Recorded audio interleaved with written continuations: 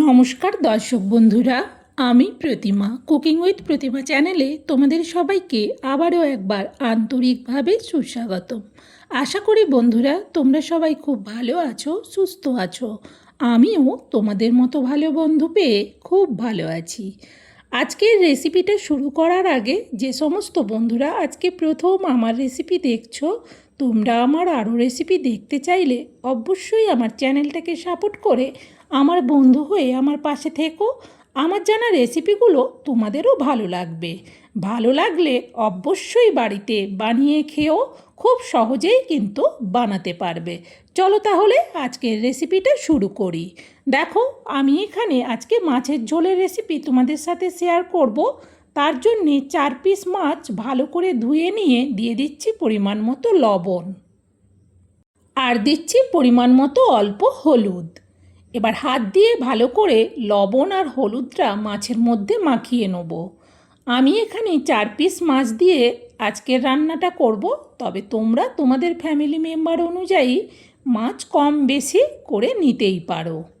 দেখো, 4 পিস মাছে ভালো করে লবণ হলুদ মাখানো হয়ে গেছে। এই মাছের ঝোলে দেব আলু আর পটল। একটা বড় সাইজের আলুকে লম্বা লম্বা করে কেটেছি, আর এখানে 4 পিস পটলকেও হাফ হাফ করে লম্বা দিকেই কেটেছি। আজকের এই আলু পটল দিয়ে রুই মাছের ঝোলটা আমি কিভাবে রান্না করব সেটা কিন্তু স্কিপ্ট করে দিও না, পুরো রেসিপিটা দেখো। এইভাবে বানালে গরমে আর বেশি কিচ্ছু রান্না করতে হবে না, একটা রেসিপিতেই সব ভাত খাওয়া হয়ে যাবে। সবের প্রথম গ্যাস জেলে কড়া বসিয়ে দিয়ে কড়াতে দিয়ে দিলাম সরিষার তেল। এবার খুন্তি দিয়ে তেলটাকে কড়ার উপর পর্যন্ত চাড়িয়ে নেব, ততক্ষণে তেল আর কড়া খুব ভালো করে গরমও হয়ে যাবে। এরপর দিয়ে দিচ্ছি মাছ। যেহেতু 4 পিস মাছ আছে তাই একেবারেই দিয়ে দেবো। 4 পিস মাছ দেওয়ার পর মিনিট দুয়েকের মতো অপেক্ষা করব। মিনিট দুয়েক বাদে এক সাইড কিন্তু হয়ে গেছে। আস্তে করে মাছগুলোকে উল্টে দিচ্ছি আর একটা সাইড হওয়ার জন্যে। আর মাছ দেওয়ার সাথে সাথে কিন্তু একেবারেই উল্টাবো না, তাহলে কিন্তু মাছ ভেঙে যাবে। মাছগুলোকে ভালো করে এদিক ওদিক উল্টে পাল্টে সুন্দর কালার করে ভেজে নিয়েছি। দেখো, সুন্দরভাবে মাছগুলোর দুই দিক কিন্তু ভাজা হয়ে গেছে। মাছগুলোকে তুলে নিচ্ছি। সব মাছ তোলার পর দিয়ে দিচ্ছি এবার পটলগুলো।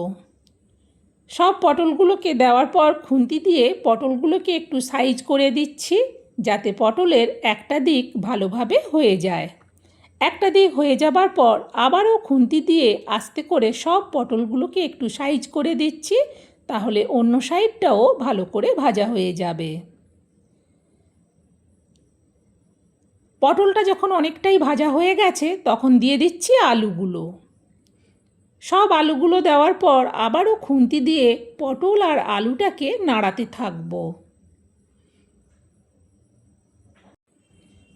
খুন্তি দিয়ে এইভাবে অনবরত একটু নাড়াতে থাকলে তাহলে আলু পটলটা কিন্তু সব দিক ভালো করে ভাজা হবে।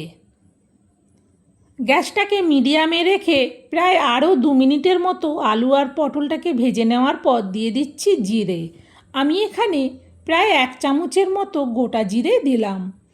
এবার ভালো করে জিরেটাকেও আলু আর পটলের সাথে মিশিয়ে নাড়াতে থাকবো। এতে করে আলু পটলটাও ভাজা হবে আর জিরেটাও সুন্দরভাবে ভাজা হবে। সুন্দর একটা ভাজার সেন্ট বেরোচ্ছে। মাঝখানে একটু জায়গা করে অল্প একটুখানি গ্রেট করা রসুন দিলাম, হাফ চামচেরও কম। রসুনটাকে দেওয়ার পর আবারও 1 মিনিটের মতো ভেজে নিলাম। এরপর দিয়ে দিচ্ছি অল্প গ্রেট করা আদা। আদাটা 1 চা চামচের মাপে হাফ চামচের মতো। আবারও খুন্তি দিয়ে আদা আর রসুনটাকে মিশিয়ে 1 মিনিটের মতো ভেজে নিলাম। সুন্দর রসুন ভাজার গন্ধ বেরোচ্ছে, মাঝখানে একটু জায়গা করে নিলাম। এই মাঝখানে যে জায়গা করলাম এইখানে দিয়ে দিচ্ছি পেঁয়াজের পেস্ট। আমি এখানে একটা গোটা পেঁয়াজের পেস্ট দিলাম। পেঁয়াজ পেস্টটাকেও এবার ভালো করে খুন্তি দিয়ে মাঝখানটা একটু আগে নাড়িয়ে নিলাম, তারপর খুন্তি দিয়ে আলু আর পটলের সাথে মিশিয়ে নিলাম। এখন দিয়ে দিচ্ছি পরিমাণ মতো লবণ আর দেব পরিমাণ মতো অল্প চিনি। আবারও খুন্তি দিয়ে আলু পটল শুদ্ধ মশলাটাকে নাড়াতে থাকবো।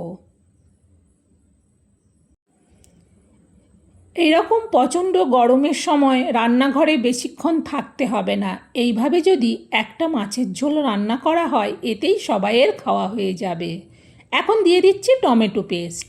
আমি এখানে একটা বড় সাইজের টমেটোর পুরো পেস্টটাই দিলাম। খুন্তি দিয়ে আবারও টমেটো পেস্টটাকেও আলু পটলের সাথে মিশিয়ে কিছুক্ষণ কষিয়ে নেব। দিয়ে দিচ্ছি পরিমাণ মতো হলুদ আর দেব পরিমাণ মতো অল্প লঙ্কার গুঁড়ো। গরমের সময় ঝালটা একটু কম দেওয়াই ভালো, তবে তোমরা যদি ঝাল বেশি পছন্দ করো অবশ্যই লঙ্কা যে যার টেস্ট অনুযায়ী দিও। এবার ভালো করে এটাকে ভেজে নেব। টমেটো পেস্টটা দিলে একটু জল জল ভাব হয়, তাই গ্যাসটাকে একটু বাড়িয়ে দিয়েছিলাম। সুন্দরভাবে কিন্তু কষানো হয়ে গেছে। এখন এতে দিয়ে দেবো পরিমাণ মতো জল। যেহেতু আমি মাছের ঝোল বানাবো সেই জন্যে ঝোল রাখবো, সেই মতো জল দিচ্ছি। মিক্সার জার ধুয়ে জলটা দিলাম। দেওয়ার পর খুন্তি দিয়ে নাড়িয়ে দেখে নেওয়ার পর আরও একটু জল দিলাম। এবার এটা ঢেকে দেবো। গ্যাসটা কিন্তু একেবারে হাইতে করে দিয়েছি, তাহলে তাড়াতাড়ি ফুটে উঠবে। ফুটে ওঠার আওয়াজ হচ্ছিল, সেই জন্য কড়ার থেকে ঢাকনাটা সরালাম। দেখো তরকারিটা সুন্দর ফুটে গেছে।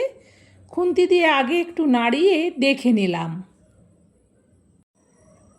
এখন এতে দিয়ে দিচ্ছি ভেজে রাখা মাছগুলো। সব মাছগুলো দেওয়ার পর একটু খুন্তি দিয়ে মাছগুলোকে সাইজ করে ঝোলের মধ্যে ডুবিয়ে দিলাম। এরপর এটা আবারও ঢেকে দেবো। এবার কিন্তু গ্যাসটাকে কমিয়ে দিলাম। মিনিট 3 বাদেই কড়ার থেকে ঢাকনাটা সরাচ্ছি। দেখো ঝোলটা আস্তে আস্তে ফুটছে। খুন্তি দিয়ে আগে একটু ভালো করে নাড়িয়ে দেখে নিচ্ছি। আলু সেদ্ধ হয়ে গেছে। ঝোলটা কিন্তু একেবারে রেডি। এবার এটা নাবিয়ে নেব। নাবিয়ে রাখার জন্যে এরকম একটা বড় স্টিলের জায়গা নিয়েছি। পুরো মাছের ঝোলটা ঢেলে নিচ্ছি। বন্ধুরা, এইভাবে জিরে ফোড়ন দিয়ে রুই মাছের ঝোল আলু পটল দিয়ে আমি রান্না করলাম। আমার এই রান্নাটা তোমাদের কেমন লাগলো সেটা অবশ্যই কমেন্টে জানিও। ভালো লাগলে একটা লাইক দিও আর রেসিপিটা শেয়ার করে দিও, যাতে গরমের সময় এইভাবে রুই মাছের ঝোল সবাই বাড়িতে বানিয়ে নিতে পারে। একটা রেসিপিতেই সকলের খাওয়া হয়ে যাবে। বন্ধুরা, আজকের মতো রেসিপি শেষ। আবার অন্য দিন অন্য রেসিপিতে তোমাদের সাথে দেখা হবে। ততক্ষণ তোমরা সবাই ভালো থেকো, সুস্থ থেকো, আর আমাকে কিন্তু ভালোবাসা দিতে ভুলো না। আজকের মতো বিদায় নিচ্ছি তাহলে। টাটা বন্ধু।